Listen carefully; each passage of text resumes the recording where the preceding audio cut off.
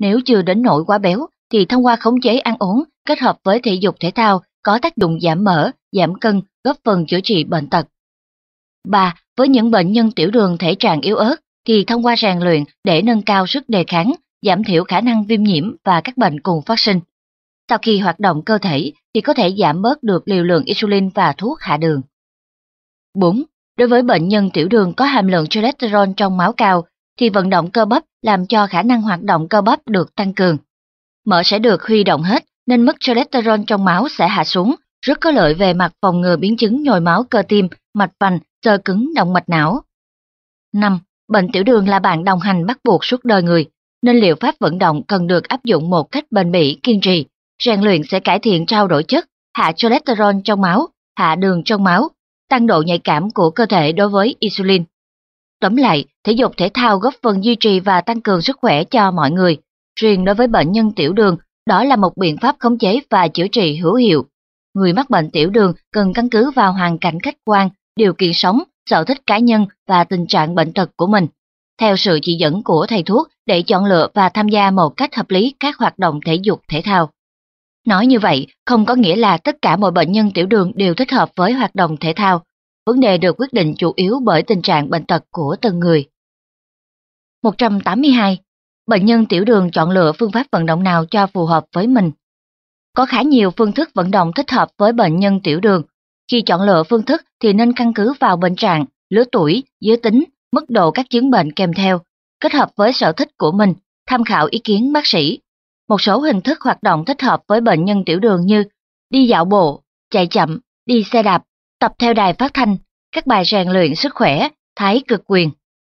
Hình thức và mức độ hoạt động được vận dụng một cách linh hoạt, trên nguyên tắc chung là không gây ra tình trạng quá mỏi mệt, tránh các vận động quá mạnh, quá sức, nói chung nên mang tính thường xuyên có quy luật. Bắt đầu tham gia hoạt động thì lượng vận động nên nhỏ. Sau đó, theo thời gian có thể tăng dần cả thời lượng và mức độ. Nói chung, mỗi ngày nên tập từ 1 đến 3 lần, mỗi lần từ 15 đến 20 phút là vừa. Sau bữa ăn sáng, trưa, tối, khoảng 1 giờ thì bắt đầu luyện tập, nhớ là không tập quá sức. 183. Trong trường hợp nào bệnh nhân tiểu đường không nên rèn luyện thể thao? Chúng ta đều thừa nhận thể dục có tác dụng rất tốt về mặt khống chế và hồi phục đối với bệnh nhân tiểu đường. Tuy nhiên, vẫn có trường hợp ngoại lệ, thể dục sẽ gây ra ảnh hưởng không tốt cho người bệnh tiểu đường. Cụ thể, những trường hợp sau đây bệnh nhân tiểu đường không nên tham gia vận động. 1. Bệnh nhân thuộc dạng tuyếp 1 mà bệnh tình được khống chế. 1. Bệnh nhân thuộc dạng tuyếp 1 mà bệnh tình chưa được khống chế tốt. 2. Bệnh nhân tiểu đường không thể làm chủ chế độ ăn uống của mình. 3. Sau khi sử dụng insulin và thuốc hạ đường máu thường xuyên xảy ra hạ đường huyết. 4. Bệnh nhân ứng dụng phương pháp chữa bằng insulin khi insulin đang phát huy tác dụng mạnh nhất. 5. Bệnh nhân tiểu đường nữ trong thời kỳ mang thai, sinh đẻ. 6. Bệnh nhân tiểu đường kèm theo các bệnh tim, não, cao huyết áp ở mức nặng. 7. Bệnh nhân tiểu đường đang bị cảm nhiễm nặng, đang bị thêm lao phổi, nhiễm độc axit ketonic hoặc độ đông dính của máu tăng cao. 8. Bệnh nhân tiểu đường đang bị biến chứng mạch máu nhỏ. 184. Khi ứng dụng cách chữa trị bằng vận động cần chú ý những vấn đề gì? Kho sách nói.com.vn sẽ giới thiệu đến các bạn 7 vấn đề cần chú ý khi ứng dụng cách chữa trị bằng vận động. 1. Nhìn chung thì thể chất của người bệnh tiểu đường đều tương đối yếu nên bắt đầu từ vận động nhẹ, định lượng ít, sau đó tăng dần liều lượng và thời gian. 2. Kiên trì rèn luyện một cách bền bỉ, không để gián đoạn, không nên rèn luyện theo kiểu bữa đực bữa cái. 3. Vận động theo quy luật, mức độ vừa phải, không để quá mệt mỏi. 4. Không làm những động tác quá mạnh, quá sức, nếu phạm vào điều này dễ bị nhiễm toan, làm cho bệnh nặng thêm. 5. Người bệnh tiểu đường mức độ nặng, nếu tham gia vận động, nhất nghe theo chỉ dẫn của bác sĩ. Nguyên tắc là không để xảy ra rối loạn về đường huyết, đường niệu, ketone body, hoạt động nhẹ nhàng, không tác động xấu đến bệnh tình. 6. Khi đang vận động, nếu xảy ra hạ đường huyết, phải ngừng hoạt động ngay, nếu cần thì tăng khẩu phần ăn. 7. Liệu pháp thể dục phải kết hợp chặt chẽ với ăn uống và dùng thuốc. 185. Người tiểu đường bị biến chứng mau mạch khi hoạt động cần chú ý những điểm nào? Bệnh nhân tiểu đường kèm theo bệnh thận, võng mạc, thần kinh thực vật đều là biểu hiện biến chứng mạch máu nhỏ. Nói chung là không nên tham gia hoạt động thể dục, vì khi hoạt động thì sức chịu đựng của cơ thể giảm thấp rõ rệt. Nếu hoạt động cường độ cao thì biến chứng mạch máu nhỏ sẽ càng nặng. Nếu bệnh tiểu đường và biến chứng mau mạch được khống chế tốt, dưới sự hướng dẫn của thầy thuốc thì bệnh nhân có thể tham gia một số hoạt động nhẹ nhàng nhưng khi vận động cần chú ý. 1. Bệnh nhân tiểu đường bị biến chứng mau mạch chỉ được tham gia các vận động nhẹ nhàng như đi bộ, các bài thể dục bảo vệ sức khỏe, không được tham gia vận động cường độ cao. 2. Khi hoạt động tự mình theo dõi huyết áp, mạch đập, nhịp tim, người tỉnh táo không thấy ván đầu, chóng mặt, tim thổn thức, hãy thấy khó chịu phải dừng tập ngay và tiến hành chữa trị kịp thời. 3. Hoạt động từ nhẹ đến mạnh, từ thời gian ngắn đến thời gian dài, luôn tự lượng sức mình, không ham hố quá đà. 186. Người tiểu đường bị biến chứng xơ cứng động mạch khi hoạt động cần chú ý những điểm nào? Bệnh nhân tiểu đường mắc thêm bệnh tim và não, biểu hiện bằng xơ cứng động mạch lớn. Nếu tham gia vận động mạnh, thì trên điện tim đồ có biểu hiện không bình thường, các loại enzyme trong máu tăng cao, làm cho độ đông dính của máu tăng lên, đó là nguyên nhân dẫn đến tắc động mạch não, và cơ tim không được cung cấp đầy đủ, gây ra cơn đau thắt cơ tim, nhồi máu cơ tim. Do vậy, bệnh nhân tiểu đường xơ cứng động mạch không nên vận động mạnh. Trung Quốc được coi là bộ môn rèn luyện sức khỏe mang tính truyền thống. Trong sách Hoàng đế nội kinh đã giới thiệu về phép chữa bệnh bằng hô hấp, xoa bóp. Người xưa quan niệm rằng điềm đạm ung dung, bảo tồn chân khí, tinh thần vui vẻ thì bệnh không thể xâm nhập. Các công trình nghiên cứu thời nay cho thấy khí công có tác dụng tăng cường trao đổi chất, hoàn thiện hệ thống thần kinh, hệ thống hô hấp, hệ thống tiêu hóa, hệ thống tuần hoàn. Nói chung là tăng cường thể chất, tăng cường sức đề kháng bệnh tật, đẩy lùi tuổi già, điều tiết thăng bằng âm dương, góp phần tích cực về mặt chữa trị bệnh tật. Khá nhiều tấm gương người bệnh tiểu đường nhờ tích cực rèn luyện khí công mà bệnh tình được khống chế rất tốt. Tác dụng của khí công đối với bệnh tiểu đường chủ yếu thể hiện ở các mặt: điều hòa âm dương, tăng cường thể chất, tăng cường sức đề kháng bệnh tật. Nếu bạn chịu khó rèn luyện khí công một cách kiên trì bền bỉ, thì đường huyết sẽ hạ xuống theo các mức độ khác nhau. Các triệu chứng kèm theo cũng được cải thiện. Vì vậy, khí công cũng được coi là một liệu pháp chữa trị tiểu đường hữu hiệu. Trên cơ sở khống chế bệnh bằng ăn uống và uống thuốc, thì người bị tiểu đường còn nên kết hợp chữa trị bằng khí công. Kho sách nói.com.vn vừa giới thiệu đến các bạn nội dung chương 7, phương pháp chữa trị bằng thể dục đối với bệnh nhân tiểu đường. Các bạn đang cùng kho sách nói.com.vn theo dõi quyển sách Bệnh tiểu đường và cách phòng chữa. Kho sách nói.com.vn sẽ giới thiệu đến các bạn nội dung của chương 8, chữa trị tiểu đường bằng cách uống thuốc hạ đường huyết. 188. Có những loại thuốc hạ đường huyết nào? Đối với bệnh nhân tiểu đường dạng không phụ thuộc insulin thì tác dụng của thuốc hạ đường huyết ngày càng được mở rộng. Thuốc hạ đường huyết là một nhóm thuốc gồm nhiều chủng loại, căn cứ vào thành phần hóa học khác nhau, nó được phân chia thành hai loại lớn là loại sulfonylurea và loại biguanide. Một, hiện trên lâm sàng trong nước và ngoài nước thì khi chữa bệnh tiểu đường vận dụng 3 thế hệ thuốc sulfonylurea thế hệ 1 như tobutamin, tục gọi là D680, thế hệ thứ hai như Yuchantan, Ranliao của Đức, Ketanli của Thụy Sĩ, Mebiris của Ý, Tansibin của Trung Quốc, thế hệ 3 có Damiron của Pháp. 2. Thuốc biguanide hiện nay được ứng dụng tương đối ít, riêng ở nước Mỹ đã cấm sử dụng, chỉ được dùng trong nghiên cứu, không được dùng trong trị liệu lâm sàng.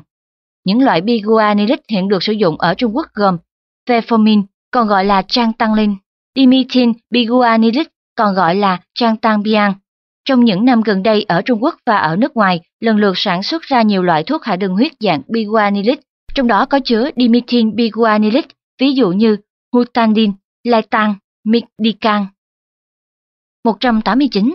Thuốc hạ đường huyết sulfonylurea có những tác dụng cơ lý chủ yếu gì? Tác dụng cơ lý chủ yếu của thuốc hạ đường huyết sulfonylurea gồm: 1. Kích thích tế bào tuyến tụy tiết ra insulin. Đối với bệnh nhân tiểu đường dạng không phụ thuộc insulin và bệnh nhân ngưỡng đường không bình thường, thì sau khi uống thuốc sẽ tăng cường công năng của đảo tụy, làm cho mức insulin trong máu được nâng cao rõ rệt.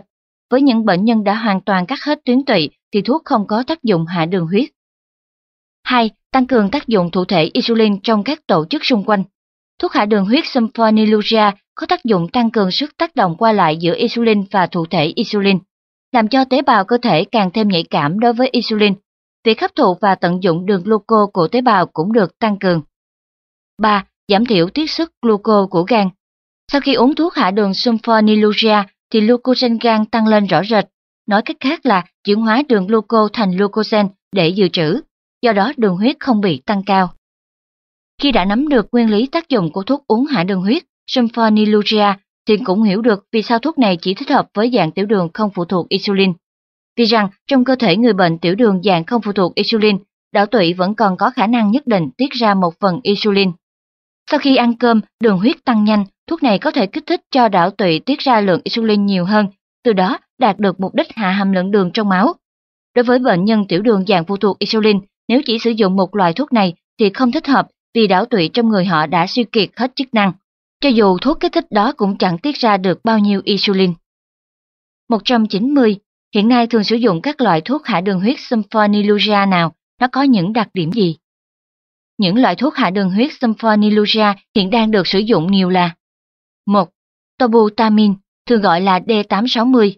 Liều lượng mỗi ngày là 0,5 đến 3 gram, lượng duy trì từ 0,5 đến 1,5 gram. Nó có đặc điểm thuộc thế hệ sulfonylurea thứ nhất. Sau khi uống thuốc vào thì nhanh chóng được ruột hấp thụ, 2 đến 4 giờ sau đó gây tác dụng hạ đường huyết rõ ràng. Sau 4 đến 6 giờ thì tác dụng mạnh nhất, sau 12 giờ thì hết tác dụng. Được chuyển hóa ở gan, được thải ra ngoài qua đường nước tiểu, gây tác dụng phụ tương đối nhẹ. Một số bệnh nhân sau khi sử dụng thì có phản ứng ở dạ dày ruột, nổi mụn trên mặt da. 2. Duchantan. Liều lượng mỗi ngày là 2,5 đến 1 mg, lượng duy trì là 2,5 đến 5 mg. Đặc điểm của nó là thuộc thế hệ thứ hai của sulfonylurea. Tác dụng hạ đường vừa nhanh vừa mạnh, gấp 250 đến 500 lần so với D860. Sau khi uống vào được nhanh chóng hấp thụ, và thời gian tác dụng kéo dài 24 giờ trở lên. Do sản phẩm sau khi chuyển hóa của Duchantan vẫn còn tác dụng hạ đường huyết, nên nó dễ dẫn đến phản ứng tụt đường huyết. Nếu bệnh nhân tiểu đường cao tuổi uống loại thuốc này, cần chú ý theo dõi tránh xảy ra tụt đường huyết vào ban đêm. 3. Diamistron. Liều lượng mỗi ngày là 80 đến 400 mg, lượng duy trì là 80 đến 160 mg. Đặc điểm của nó là thuộc thế hệ thứ ba của sulfonylurea. Nó còn có thêm một công năng chống tiểu cầu tích tụ và không có tác dụng phụ rõ rệt. 4. Kitanli. Liều lượng mỗi ngày là 25 đến 75 mg, lượng duy trì là 25 mg. Đặc điểm của nó là tác dụng hạ đường huyết mạnh, không gây tác dụng phụ rõ rệt. 5. Tansembin. Liều lượng mỗi ngày là 30 đến 120 mg, lượng duy trì là 30 mg. Đặc điểm của nó là tác dụng hạ đường huyết tương đương D860, Duchantan, không gây tác dụng phụ rõ rệt. 95% sản phẩm chuyển hóa đi qua mật và ruột thải ra ngoài. Có thể sử dụng cho bệnh nhân tiểu đường mắc thêm biến chứng thận. 6. Viên tiêu khát. Liều lượng mỗi ngày từ 15 đến 30 viên, lượng duy trì 15 viên. Đặc điểm của nó là thành phần chủ yếu gồm các vị thuốc đông y và Duchantan. Thích hợp với bệnh nhân tiểu đường mức vừa và mức nhẹ, kèm theo triệu chứng khí âm không đủ. Tác dụng phụ của Quý thính giả thân mến, Kho Sách Nói thực hiện quyển sách này dưới sự yểm trợ của một nhà hảo tâm. Ngày nay, trong thế giới đua chen, cõi hồng trần mù mịt, một nhà hảo tâm như vậy thật sự rất khó tìm. Kho Sách Nói đang đứng trước bờ vực khó khăn, cố gắng duy trì, mỗi tháng thực hiện thêm chỉ vài quyển sách mới để phục vụ cộng đồng. Giá mà mọi người hiểu được chân lý, một cây làm chẳng nên non, ba cây chụm lại nên hòn núi cao. Giá mà ai cũng hiểu được đoàn kết là sức mạnh, mỗi người chỉ cần yểm trợ một phần nhỏ thôi thì góp nhặt lại, Kho Sách Nói có thể thực hiện thêm một cuốn sách mới để mọi người cùng nhau hưởng lợi. Được như vậy thì nhất định nhân dân ta khai trí, đất nước ta hùng cường, sánh vai với các nước khác trên đà phát triển của lịch sử nhân loại, không phụ lòng mong mỏi và công ơn trời biển của Bác Hồ kính yêu vĩ đại. Đời người sống chẳng bao lâu, thoảng một cái thấy đã 10 năm, thoảng một cái tóc đã bạc màu, phủ du, ngắn ngủi, vô thường. Đời là biển khổ, cảnh đau thương, mê đắm làm chi giấc mộng trường. Danh lợi thế quyền như bọt nước, tiền tài vật chất tựa xa xương. Lucia. Căn cứ vào cơ lý tác dụng và tác dụng phụ của thuốc hạ đường huyết dạng sulfonylurea, có thể xác nhận một số trường hợp dưới đây không thích hợp sử dụng loại thuốc này. 1. Bệnh nhân tiểu đường trẻ con và bệnh nhân tiểu đường dạng phụ thuộc insulin tuyếp 1, mắc bệnh trước 40 tuổi, chữa trị bằng sulfonylurea nói chung không mấy hiệu quả. 2. Xuất hiện triệu chứng Kenton body tiểu đường, đặc biệt những bệnh nhân nhiễm độc axit chuyển hóa, nhiễm toàn ceton hoặc hôn mê do tăng áp lực thẩm thấu thì cấm sử dụng. 3. Đang bị cảm cúm, sốt cao, phẫu thuật, chữa đẻ hoặc bị các chứng bệnh kèm theo như tim, thận, gan, não cấp tính hoặc mãn tính thì không nên sử dụng. 4. Với những bệnh nhân tiểu đường có thể khống chế bằng ăn uống hoặc nhất thiết phải giảm béo, thì nên áp dụng phương pháp chữa trị kết hợp giữa ăn uống và vận động. Trường hợp đường huyết tăng đến mức không thể khống chế được, thì đành thử dùng sulfonylurea. Tuy nhiên, vẫn coi khống chế ăn uống là chính, dùng thuốc là phụ. 5. Bệnh nhân suy gan suy thận cấm dùng.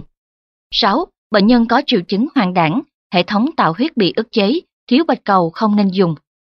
7. Bệnh nhân biểu hiện dị ứng với thuốc, hoặc phản ứng phụ mạnh với thuốc, hoặc phản ứng độc tính với thuốc sulfonylurea thì cấm dùng. 192. Bệnh nhân tiểu đường loại nào thích hợp sử dụng thuốc hạ đường dạng sulfonylurea?